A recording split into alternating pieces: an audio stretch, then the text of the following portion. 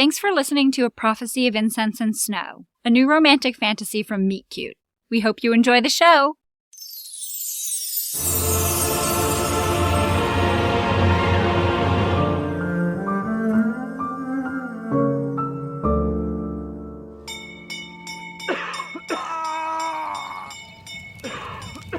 There we are, dear. Nice and easy now. My head. Oh, would be hurting a lot more if Walker hadn't caught you halfway down. Oh, Walker? I blinked my eyes open to see his darkened outline standing over me. The morning sun spilled out from behind him like a starburst. Try and sit up, dear. How long have I been asleep? Just through the night. You're making progress. If there were any progress to speak of, she would have withstood the shock. What happened in the stables was a fluke. I stand by it. Vance's crossed arms and Grandler's furrowed brow told me this was a conversation they'd had more than once this morning. She came to shortly after this episode, Vance. If it wasn't for the sleeping charm Walker put on her, she would have recovered almost immediately. Grandler stirred a memory. Walker grabbing me, carrying me down the stone steps to the infirmary, whispering something in my ear. I could feel his breath on my neck, his words just out of reach. Sleeping charm? I wanted you still for Nurse Vi. So I could examine you without all the tossing and turning. She's getting stronger, but the reaction is still happening. My guess is that she was too tired and too hungry to be messing around with experiments last night. We need to think of another plan, Grandler. We're running out of time.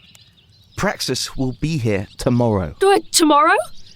I shot out of bed, my heart racing.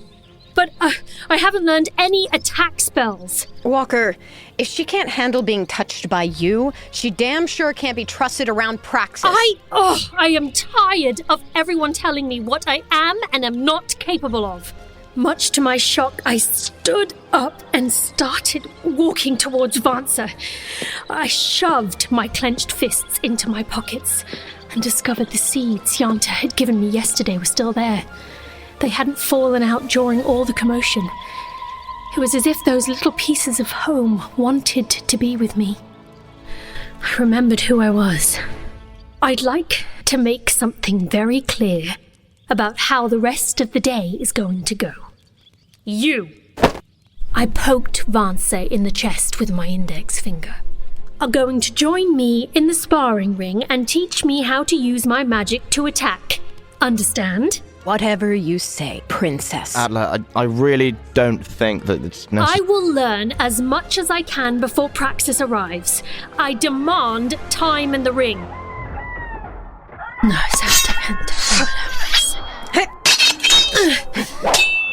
No, you're focusing too hard on saying the spell. Try and let it come out on its own. No. You can't put down your sword, close your eyes, and start mumbling in the middle of a fight, Atla. Just like that, you've just proven you can talk and swing. Now, hex and fight! It was not going well. Vance had taught me one maneuver, a simple bolt spell, meant to cause a sharp burning sensation. So far, I'd managed to successfully land it on a rock and my own toe. It felt like a bee sting. Who was that going to stop? Let's play to your strengths and add a freeze charm to your battle tactics. It could buy you a few seconds to strike your opponent if used correctly. Oh, is that an attack spell? It's a defense charm, but for you, we can tailor it for attack. I looked over at Grandler and Walker on the side of the ring, heads down, murmuring. As I watched, Walker tilted his head back, letting the sun warm his face. Hey, princess, hello, hi, yes. Hi, are you with me? Yes. It's a child's charm, okay? So it should be easy to master. We practiced the spell. It was simple. I picked it up quickly and was even able to use it on Vance a few times. Why doesn't everyone use a freezing charm? Well, it's not that powerful. You have to be extremely close, and even then it can be blocked almost immediately if someone is paying attention. Great. I thought I was learning ways to attack in battle, but so far you've taught me a spell with as much bite as a wasp and a child's trick. You know what? just get over yourself, Princess. It's not my fault that you grew up in a make-believe world where nothing bad happened. Well, it's not my fault either. I didn't ask for this. And yet now we all must suffer. Just another insult from the royals, our biggest ally, our hope to destroy evil, knows more about meaningless court ceremonies than how to protect herself. Oh, hey, watch it! That was too close. What's your problem with me? I couldn't care less about you. Parents, on the other hand. What did I ever do to you? Vansa narrowed her eyes, and her swings became more intense. I had the sudden, shameful realization that I had no idea where she was from. How much had her family suffered when my parents disappeared? Training's over. But Follow me. Now. We all stood in Walker's bedroom. A terrible silence filled the space as Vansa and I looked back and forth between Walker and Granlar, waiting to hear whatever it was that had cut our session short. Walker looked distracted. Granlar took a deep breath and spoke. We just received news. Praxus has passed us. He's travelled further south, around Sif Castle, alone. His army? Still on track to be here tomorrow morning. We think he's headed to Towers Castle. It's basically just rubble at this point. Walker saw to that. I'm as perplexed as you are, Vansa. We have no choice but to meet him there. They all turned to look at me. In the morning, we will leave before sunrise and face him at Towers Castle. Atla, we don't know what his intentions are. He could... She's right. You three should go there and stop whatever he's planning to do. And leave the Defiance to face his army alone? Not for 1,000,000 gold bars in a dead king's vault. They won't be alone. I'll remain behind and lead them. Vansa and Walker exchanged looks. They had not expected his offer. Okay, but Atla stays here with you. What? No! My panic was palpable. I couldn't separate from Walker. The idea of it made my blood run cold. I have to go with you. We can't risk losing you, Atla, and you'll be safer here. I thought the whole point of her joining us was to be a lure in the first place. If we bring her to the castle, Praxus will sense her, and then... I will kill him without her. I had to be there when they faced Praxus. I didn't know why, but I needed to help. To shatter that small part of me that was still in love with the idea of him. She's too vulnerable. You're still dreaming about him. How does that help us? I racked my brain. How could I make them understand that my very being demanded I rid the realm of Praxus when I barely understood it myself? I knew, in my heart, that it was crucial for me to right the wrongs which had been committed in my name. You need me. I know the layout of the castle by heart and can navigate it seamlessly. I was raised to run it one day. Absolutely not. How much do you know, Princess? What were you taught exactly, Atla? I can recreate the entire structure from memory, and if then if you can draw it for us, then... Walker, this knowledge is a gift you cannot ignore. Wait, do you know every aspect of the grounds or just the royal quarters? What about hidden passageways? I can identify every inch, from the war room to the laundry chambers. I even know the back... I said no. You're wrong in your resistance. Granlar, we don't know why he's going there. It's too dangerous. It was always our intention to include Atla in our confrontation with Praxus. That was before I knew. He looked around the room, a desperate look in his eyes. I felt, for a brief moment, that he might declare some deep emotion, a confession of love. I recognized the fear in his stare as his eyes locked with mine. I started to move towards him, my heart cold to his, and then his face contorted into stone. Before I knew how weak she was. Once word spread that there would be battle tomorrow, one here where the Defiance would face Praxus's army, and the one at Towers Castle, Tagus and Donathan had decided to throw their own feast. One last night of revelry before we all took a stand. Walker had proclaimed the idea proof of their ignorance. Granlar and Vansa, however, much to my surprise, had argued against Walker. that even the most prudent warrior had to refill his chalice with the joys of existence.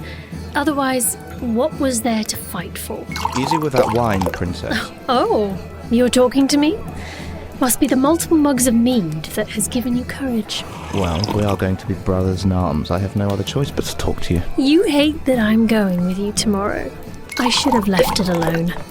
After this afternoon, after we had already fought so bitterly for so long.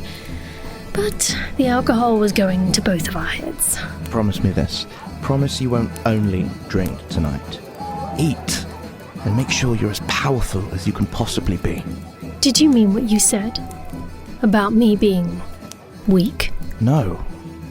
It came to me all at once. The idea of being weak mixed with the need to fuel oneself. Like a lightning bolt, I leapt to my feet. I know why Praxus is going to Towers Castle. Follow me. We rushed towards Grandler, weaving our way through the defiance as they danced. Yes! Grandler! Atla, what's wrong? I know why Praxus is going to Towers Castle. He plans to absorb his pearl. His what? Ah, Atla. You are clever. The Towers family has creation magic.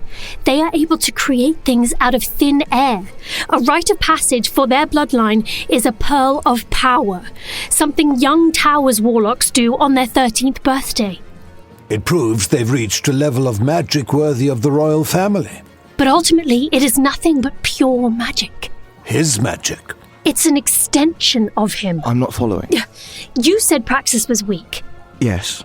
Well, the pearl is a literal piece of his magic. So if he absorbs it... Dear gods. It appears being taught the particulars of royal tradition has some merit after all. Finally, I had contributed. I was not just some liability, some untrained burden. So our plan tomorrow is... To stop him before he can reach the pearl. Excuse me, Princess. I was wondering if I could have that dance now. We're in the middle of something, Donathan. Actually, yes. I'd love that. Excuse me, gentlemen. I don't know if it was all the wine or the excitement over just having solved a piece of the Praxus puzzle, but I wanted to celebrate. I wanted to dance and feel graceful, and who better to do that with than the epitome of elegance? I can't believe I have you to myself. Princess Atla. Sif. His words caressed my ear as he spun me on the floor, and at that moment, I wished I felt something for him, anything romantic. I see you know your waltzes. A true royal. I smiled at him and leaned into his chest, surprised by my own merriment as we floated over the dance floor. I knew tomorrow would be the most frightening day of my life. I would face true terror, possibly my own death, and yet a part of me demanded I celebrate life, rejoice in having a body, honor what it meant to move and laugh and be free. Had the wine got to my head, or... You smell divine. Excuse me, I'd like to cut in. Walker stood there, a nervous, uncertain look on his face. Our eyes met, and he flashed me a tight smile and then straightened his shoulders as he narrowed his eyes at Donathan's hesitance. Rigid, Donathan bowed and stepped aside. See you soon, Princess. You want to dance? Of course. Even a farmer's son knows how to waltz. No, I mean, I gestured to his hand with mine. We'd have to touch. Right. I wasn't thinking. He shook his head, and when he turned to leave, I felt a physical longing, a pain in my chest. Instinctually, I reached out and grabbed him. The bolt shot through me, and I focused on controlling it, dominating it. Atla. Yeah, it's okay. I'm okay. He looked crazed as he tried to pull back his hand, but I tightened my grip. No, I'm okay. Don't let go. Please. This can only help us. Walker stood there staring at me. Finally, after what felt like eternity, he slowly brought himself closer. His other hand moved to the dip of my lower back, and he pulled my body to his. Oh, the scent of grass and leather surrounded me like a familiar blanket. It was warm and strong, and I felt another type of electricity start to build in my core. I leaned into him. How's this? Lovely. I relaxed into his arms as he spun me further and further from the center of the dance floor. I could sense everyone in the room watching us, but I didn't care. Slowly, the music and the chatter became softer. And when I opened my eyes, we were on the edge of the room, practically hidden from the rest of the party. I didn't take you for a dancer. Walker smiled and pulled away to look at me. There's a time and a place for everything. Still holding my hand, he led me down a dark hall. Soft candlelight flickered from the lanterns hanging on the castle walls. The band started a new waltz. Walker pulled me back into his arms. That's better. Away from Tagus's prying eyes. He spoke with a soft chuckle that I felt on my neck. Besides, now we can speak openly. His mouth was so close to my ear. The memory of him holding me after I collapsed called to me, pulled at the periphery of my consciousness. He had confessed something. When you were carrying me down to the infirmary, you said... I struggled to place the murky bits of last night together. A shadow passed over Walker's face. What do you remember? I focused on the dark edges of my mind, gathering the loose threads and weaving them together, forcing the foggy thoughts to take shape, to form. The memory crashed over me. I saw it, felt it. I had been limp in his arms, down the stairs. He had brought his mouth close and murmured. What do you remember, Atla? You said you can't lose me, and that all you can think about. He moved his hand up my back to the nape of my neck and buried his fingers in my hair. All I can think about since the first time I saw you. He gently pulled at my roots, causing me to tip my chin back and expose my neck. Is tasting every inch of you. His lips brushed the side of my neck and he pressed his body into me. My skin tingled. I ached with desire. Yes, Walker, please. He jumped at my invitation, pinning me against the cold castle wall. His lips moved up my neck, and when they found my bottom lip, I gasped. I dream of you. Every night. I've been going crazy in that room. I can smell you when I sleep. He tugged my hair again, and my face tilted up to his as he crushed his hungry mouth over my lips and ran his tongue over mine. Yes, princess. I felt desperate, wild. I need you everywhere. Walker. Atla. When I said his name, he shoved his hips into me. I could feel him, eager, pressing into my soft belly. I must have you, all of you. In a flash, Walker scooped me up in his arms and headed to his room, his mouth never leaving mine.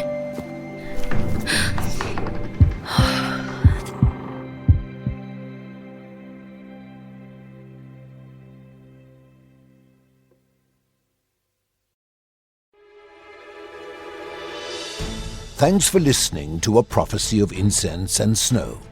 Looking for more great stories? Remember to hit the follow button on Spellbound. And for more love stories right now, follow Meet Cute on your favorite podcast app for a new rom-com series every month. Subscribe on Apple Podcasts for access to Meet Cute's full catalog.